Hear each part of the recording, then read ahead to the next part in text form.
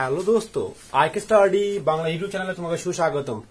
অনেকে বলেছে sir math class করুন, ম্যাথ ক্লাস করুন, ম্যাথ লাইভ ক্লাস করুন, কমেন্ট করেছে। তো সেই জন্য আবার ম্যাথ নিয়ে চলে এলাম।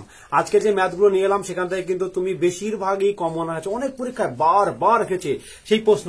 একটা এমন একটা প্রশ্ন যে প্রশ্নটা অনেক ভাবে করা যায়। আমি তোমাকে আজকে দুই ভাবে করাবো। ইয়েস, দুই ভাবে। নাম্বার 1 অপশন টেস্ট, নাম্বার 2 যেটা আমার প্রসেস অপশন টেস্ট, নাম্বার 2 এমনি নর্মাল মেথড। সো সাধারণভাবে এই অঙ্কটা কিভাবে করা যায় এবং অপশন টেস্টের মধ্যে কিভাবে করা যায়, এই দুটো কিন্তু তোমাকে আমি দেখাতে চলেছি। তাই ভিডিও প্রথম থেকে শেষ পর্যন্ত ইচ্ছা হলে দেখো। আর একটা কথা, সাবস্ক্রাইব করতে কিন্তু ভুলো না। চলো দেখা যাক। কোন সংখ্যার 5-এর 8-এর সাথে সংখ্যাটি যোগ করলে 39 হবে। বলা হয় যে কোন সংখ্যার 5-এর 8-এর সাথে, মানে কোন সংখ্যার মানে সেই সংখ্যা 5-এর 8 5-এর 8-এর সাথে সেই সংখ্যাটি যোগ করতে হবে, তাহলে 39 হবে। তাহলে বোঝা যাচ্ছে প্রথম কথা, সংখ্যাটি 39 থেকে কম হবে অবশ্যই। Very good. তাহলে সংখ্যাটি 39, আমি কি করব, আমি ট্রাই করব, চেষ্টা যে কি করব।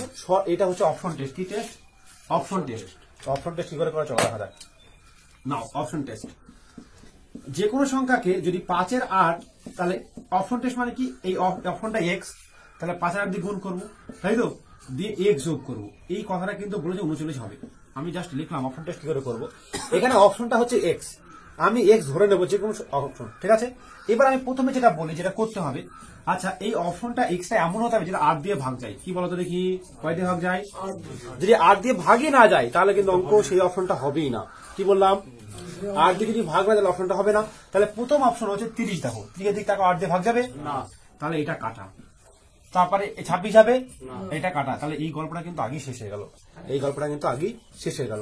এবার 40 আর 24 আছে। চলো আমি ছোট থেকে শুরু করবো, কারণ যেটা ছোট হবে সেটাই করে মজা হবে, ঠিক আছে। ছোট বড় যা ইচ্ছা করতে পারো, তবে ছোট থেকে শুরু করাই ভালো, হিসাব ছোট হবে। তাহলে 24, তাহলে 24 কে আমি 5-এর 8 দিয়ে গুণ করবো আর 24 যোগ করবো, বোঝা গেল। তাহলে 3 8টা 24, তো 24 আর 3 5 15, 15 24 যোগ করে কত হচ্ছে?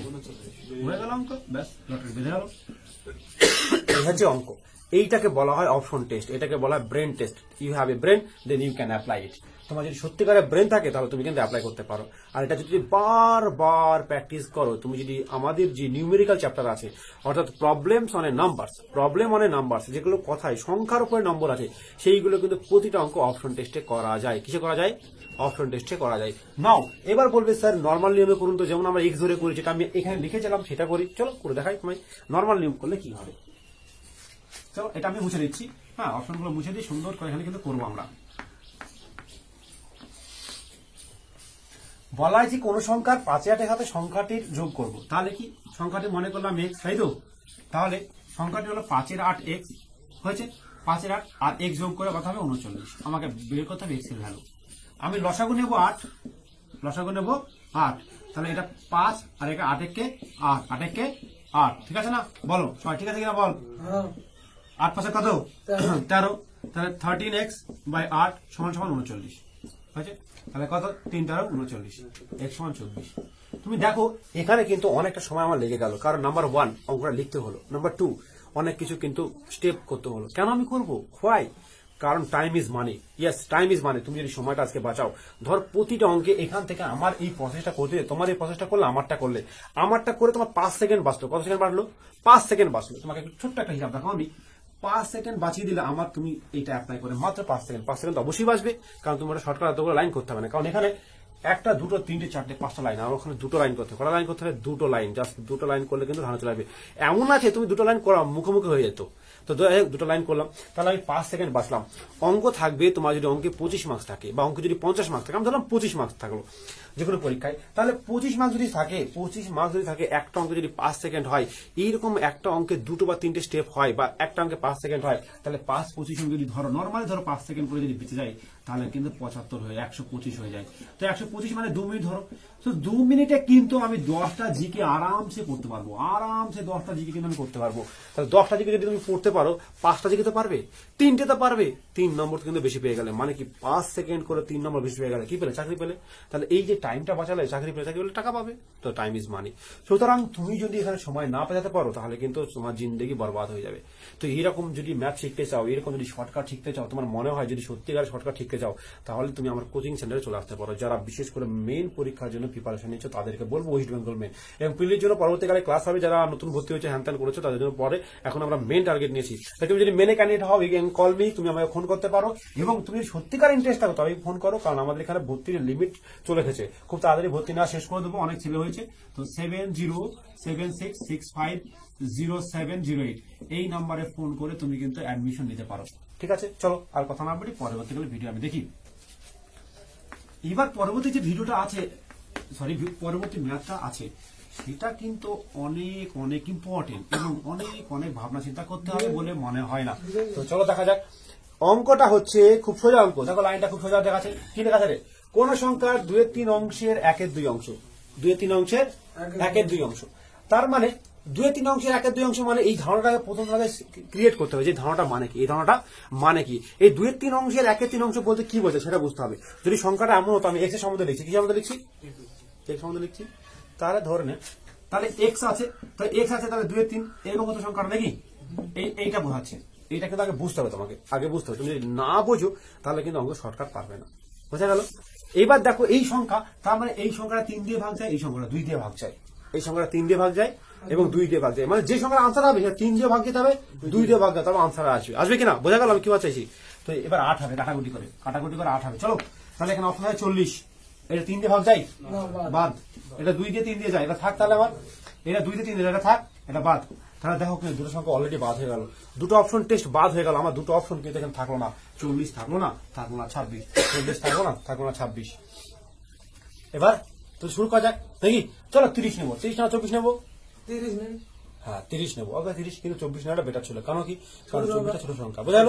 তো চলো আমি 30 নিই, কোনো ব্যাপার নেই। 30 আমাদের আর কি 30 নিলাম। তাহলে 2/3 আর কত হলো? 1/2 হলো। কাটাকুটি করো, 5 6 30, 5 6 30, তাহলে 5 দোকানে 10, 5 দোকানে 10। তো 10 দরকার কত? 8।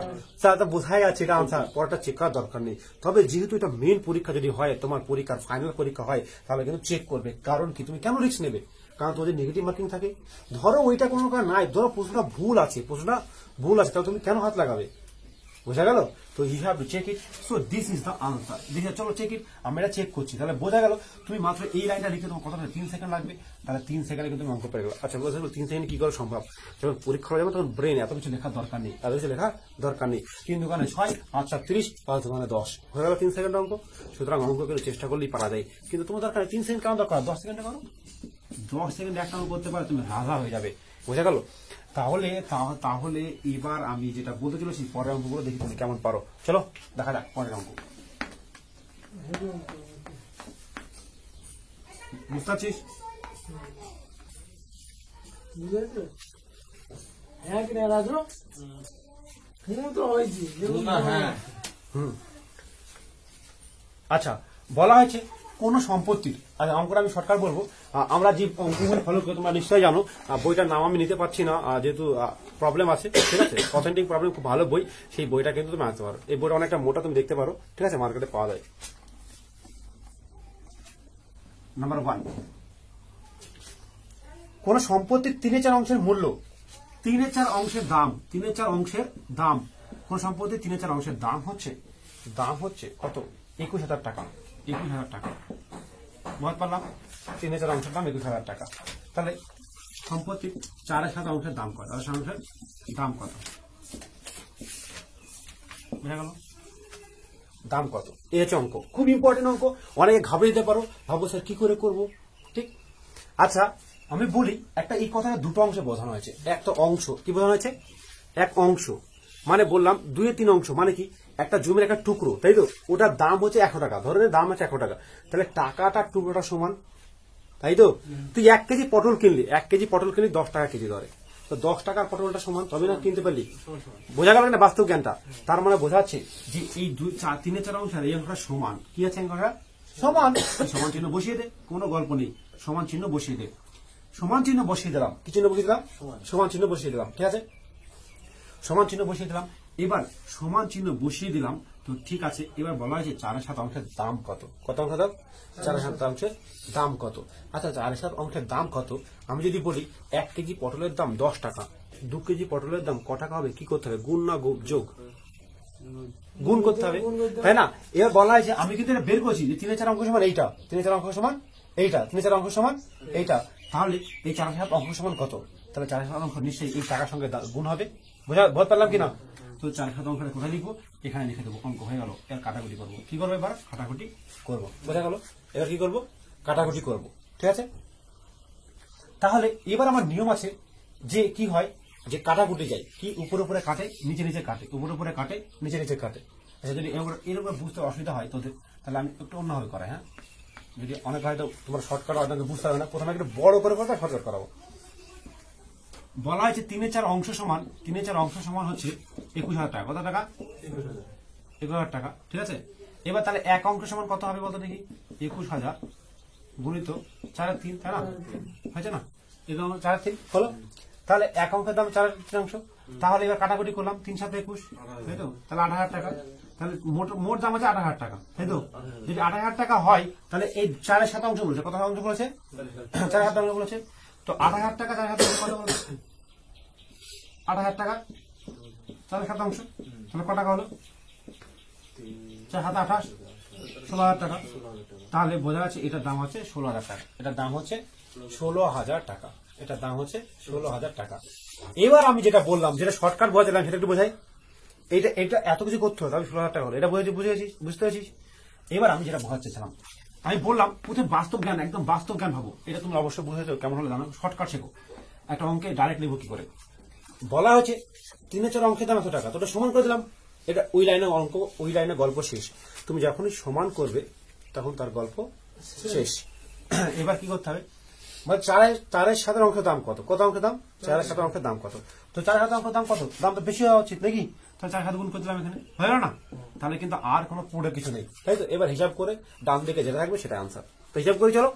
তো এবার কি হয়? উপরে উপরে, আচ্ছা প্রথমে বলি যে আমরা কাটাকুটি কি করে করবো। কোন ব্যাপার নেই, 3 দিয়ে এটা কাটলাম, কত হলো? 7। ঠিক আছে, এই 7 আর এই 7 কাটলাম। ঠিক আছে, আর তো কিছু করাটা নেই। 4 গুণ করবো, কত হয়? 16। আর এখানে 3 শূন্য, 16,000। তো বলো সোজা? ঠিক আছে, তাহলে কিন্তু খুব সহজে শর্টকাট বুঝে গেল। তোমরা এখন যারা চ্যানেল সাবস্ক্রাইব করো না, অবশ্যই সাবস্ক্রাইব করো। কেন করবে ভাবছো? শোনো, এদিক ওদিক ঘুরে বেড়ে কোনো লাভ নেই, কারণ সাবস্ক্রাইব করলে এই ধরনের অনেক শর্টকাট পাবে তুমি মোটিভেশন, পাবে তুমি অনেক কিছু নিউজ সবার আগে, সবার প্রথমে। তুমি দেখতে পারো যেমন এসএসসি ডিগ্রি সব খবর কিন্তু সবার প্রথমে আমি দিয়েছি। হ্যাঁ, আমি যেটা করি সেটা কিন্তু কপি পেস্ট করে মার্কেটে চলছে। তো সুতরাং তুমি কিন্তু যদি সবার আগে পেতে চাও এবং তুমি যদি এক্সক্লুসিভ ইংলিশ, এক্সক্লুসিভ যদি আইসিডিএস এর ক্যান্ডিডেট হও, তাহলে কিন্তু এক্সক্লুসিভ জনস্বাস্থ্য, পুষ্টিবিদ্যা এইগুলো কিন্তু খুব ভালো সুন্দর করে পড়ানো হবে।